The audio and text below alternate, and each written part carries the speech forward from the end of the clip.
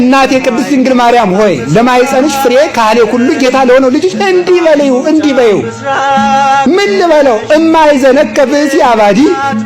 ይሄ ሰነፍ የሆነ ኃጢአተኛ ሐካይ የሆነ ሰው ቢያስከፋ ቤዛ ነፍሱ ነፍሴ ንጽሕየ ይሉታል ሊቃውንቱ። ንጽሕየ እፈዲ ለሱ የኔን ንጽሕና ለአንተ እከፍልልሃለሁና እኔን አይተህ ማረው በይልኝ ይላል። እኔን አይተህ ማረው። አንተን ስላዘለ ጀርባዬ ስለታቀፉ እጆች ስለሳሙ ከንፈሮች ስለወሰነች ማኅፀኔ ስላነቡ ዓይኖች ማር ብትለው እርቅን የሚወድ እግዚአብሔር እናቱን ይጠላታል እንዴ?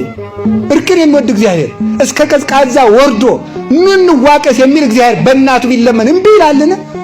የኃጢአተኞች መስዋዕት አስጸያፊ ነው ይላልና መጽሐፈ ምሳሌ ላይ እሷ ብትለምነው ከኛ ይልቅ ልጇ እንደሚሰማ እናምናለን።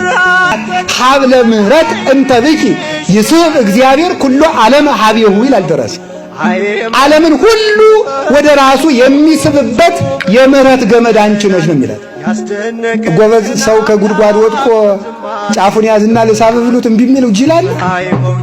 እግዚአብሔር በእናቴ ልሳባችሁ ቢል እምቢ ይባላል?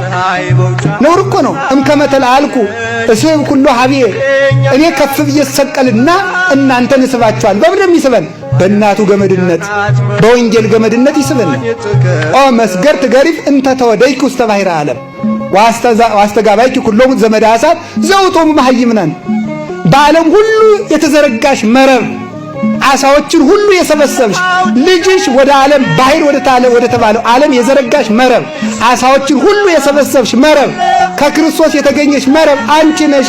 አሳውን ሁሉ ሰበሰብሽ። እነዚህም ምእመናን ናቸው። ማን ነገረን? ራሱ ክርስቶስ ምን ብሎ ማቴዎስ 13 ላይ መንግሥተ ሰማያት መረብን ትመስላለች ብሎናል። በማን መረብነት ይሰባታል? በእናቱ መረብነት። እኔስ እንደነሱ ትዕቢተኛ ሳልሆን እኛስ ነው። አይ ተመልከቱ። አውፅእኒ እምሰርማ በሳ ወጀጋይ። ተመልከቱ። ዋስጥምኒ ውስተ ቀላይ ምሕረቱ ለበኩርኪ እስመናሁ እጸብት ውስተ ባሕረ ኃጢአት ለምንላት እኛ እንደሆነ አሁን በኃጢአት ባሕር እየናወጽኩ ነውና ጠልቄያለሁና ከኃጢአት ረግረግ አውጥተሽ በልጅሽ የምሕረት ባሕር ጣይኝ። እኛ የምንል እንዲህ ነው። እግዚአብሔር የሚስበን በሷ ነው። ከዚህ የተነሳ እመቤታችን ምንድናት? ለምናምናት አለን። እምናምናት ወላዲተ አምላክነቷን አማላጅነቷን እናምናለን። አንድ ከማን ጋር ነው የምታስታርቀን? ከልጇ ጋር። ሁለተኛ መድኃኒታችሁ ናትና እመኑባት ይላል። እመቤታችን ፍጹም አገልግሏት፣ ፍጹም በጎ አገልግሎት ነው የሚገለግላት። በጎ ዋጋውን ትሰጠዋለች።